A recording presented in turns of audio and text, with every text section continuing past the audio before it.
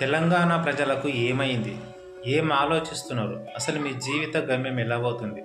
ఈరోజు తెలంగాణ గడ్డ మీద ఎస్సీలు, ఎస్టీలు, బీసీలు, మైనారిటీ, ఇతరుల కులాల వాళ్ళందరూ ఏకమయ్యి రాజకీయంగా లబ్ధి పొంది ఉద్యోగపరంగా, వైద్యపరంగా ప్రతి ఒక్కరికి సమానత్వ బోధన బోధిస్తూ సమానంగా బ్రతకాలని చెప్పి, ప్రతి ఒక్కరికి ఉద్యోగాలు రావాలని చెప్పి, ప్రతి ఒక్కరు రాజకీయం చేయాలని చెప్పి, ఈరోజు ప్రతి ఒక్కరికి రాజకీయంగా అన్ని వాటా కావాలని చెప్పి, ప్రతి ఒక్కరు సమానంగా జీవించాలని చెప్పి అహర్నిశలు నిద్రాహారాలు మానేసి కష్టపడుతూ తెలంగాణ గడ్డ మీద 5,000 కిలోమీటర్లు, 10,000 కిలోమీటర్లు, 1,00,000 కిలోమీటర్ల రథయాత్ర చేస్తూ డాక్టర్ విశారదన్ మహారాజు గారు ఎంతో శ్రమిస్తూ కష్టపడుతున్నాడు.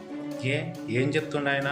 ప్రతి ఒక్క కుటుంబం సంతోషంగా ఉండాలని కష్టపడుతున్నాడు. మరి ఏం వచ్చింది ఈ తెలంగాణ ప్రజలకు? ఈరోజు చూడు, మొన్న జరిగిన సంఘటన 18 తారీఖున కుల వివక్షతో జరిగిన గొడవల్లో నైటు 2 గంటల రాత్రి నాగర్ కర్నూల్ పోలీస్ స్టేషన్లో కుటుంబాన్ని వదిలేసుకొని అహర్నిశలు నిద్రాహారాలు మానేసుకొని అక్కడ చూడు జీవాశ్రంలో ఎలా కూర్చున్నాడు.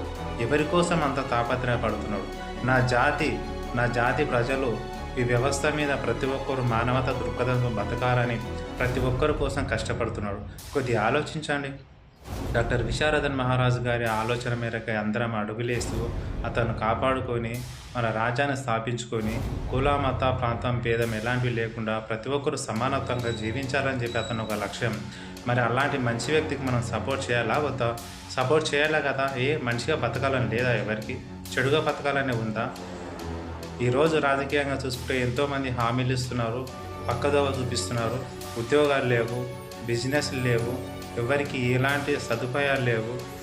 కొద్దిగా ఆలోచించండి. డాక్టర్ విశారదన్ మహారాజు గారి వెనకాల ప్రయాణం చేద్దామండి. ఖచ్చితంగా అతను అడుగుజాడలు అడిగేద్దామండి. ఈ వ్యవస్థను కాపాడుకుందామండి.